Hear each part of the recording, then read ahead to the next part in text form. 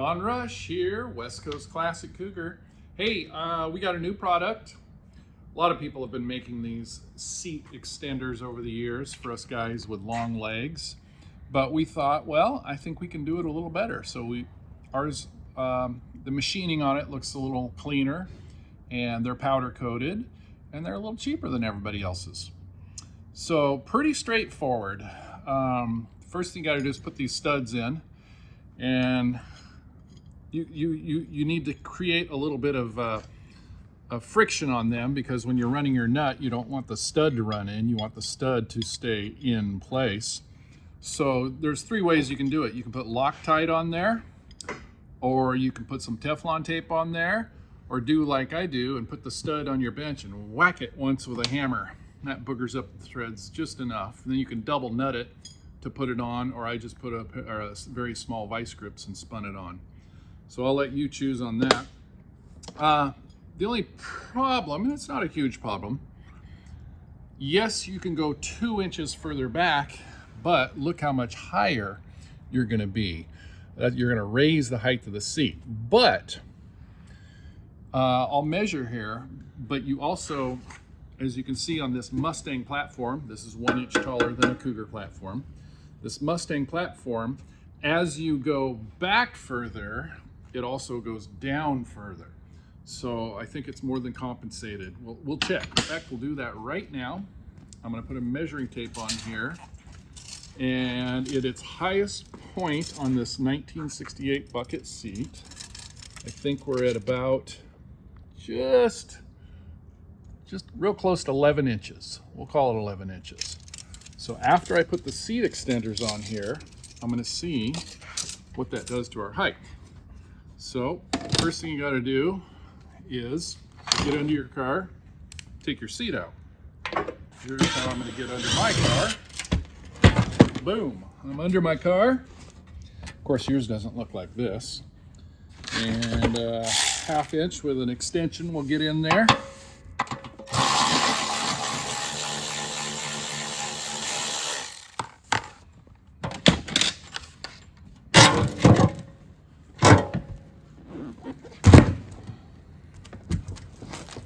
Okay, we're not going to do anything with these. This is a good time to lube them, make sure all your springs are hooked up right, make sure this turnbuckle is adjusted right, so that when you pull this one moves in conjunction.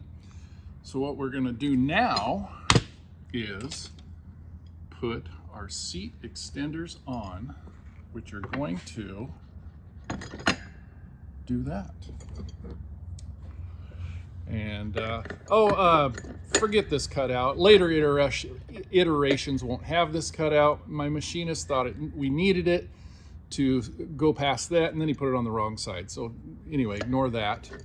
But here's what it's going to look like when you lay them on. You got your studs. Now this is what's going to really bother. It bothers me too, but there's no way around it. You got to cut your factory studs down on your original tracks. You got to ruin these studs. But the good news is we sell them reproduction, so if you ever decide to sell it to somebody shorter, or you just don't like it, you just buy 4 of these studs brand new and you put them on your old tracks. But we're gonna have to cut those off. So get out your disc grinder, and I'll put a little mark there. I don't want to scuff up the powder coating, so I'm gonna just put a little mark.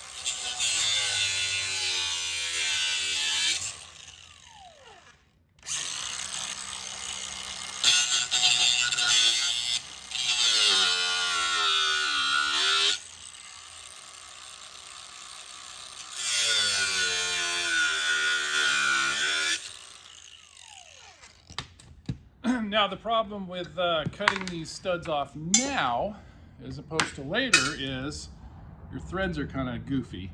I just didn't want to tear up my powder coating, so I was doing it this way. So let's see if my nuts thread on there easily, or if I will regret that decision.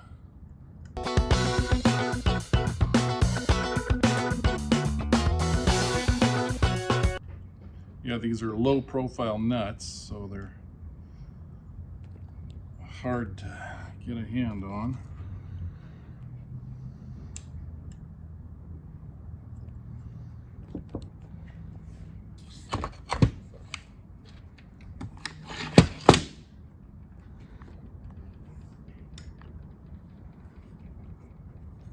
It's easy.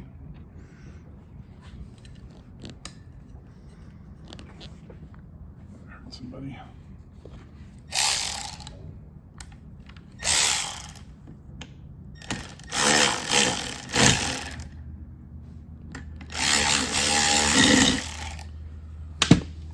Okay, something to keep in mind here is there is rivets on these, and some of them are mushroomed over further, like this one I don't think will fit.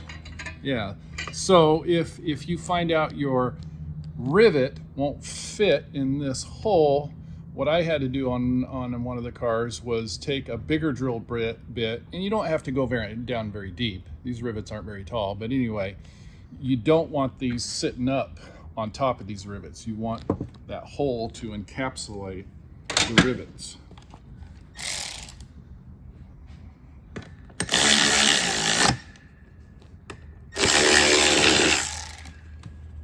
Okay, so we got them on. Everything looks copacetic. And by the way, the front ones are the only ones you need to booger the threads on so they don't spin.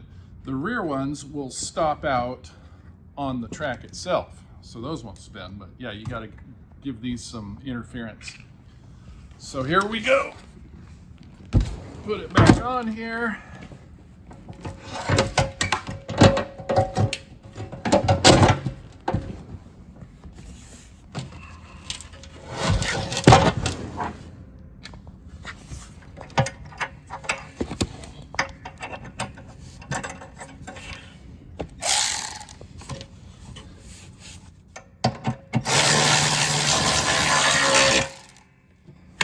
Enough.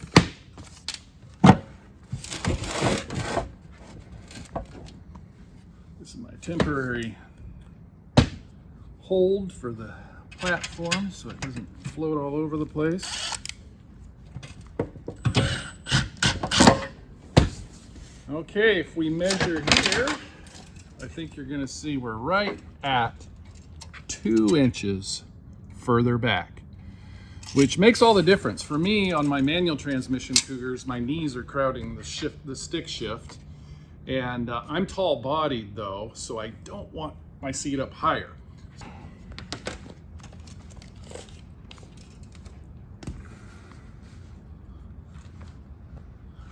Okay, let's measure to see if I've raised the seat any by putting that spacer in there. And it shows that it is pretty much the same, 11 inches. Here's something to really look out for. When you shave your studs off, they really need to be cut flush with the nut. I say put the nut on first, then shave your studs. Anyway, this needs to be as flat as possible. Notice this one is sitting up just a hair because I didn't shave the stud off flush enough. So just something to keep in mind there. And anyway, hope this helps you decide whether this is the right kit for you or not.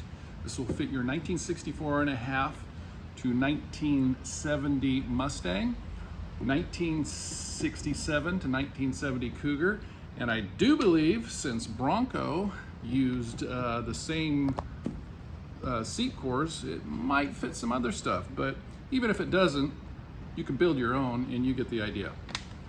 Thanks for watching.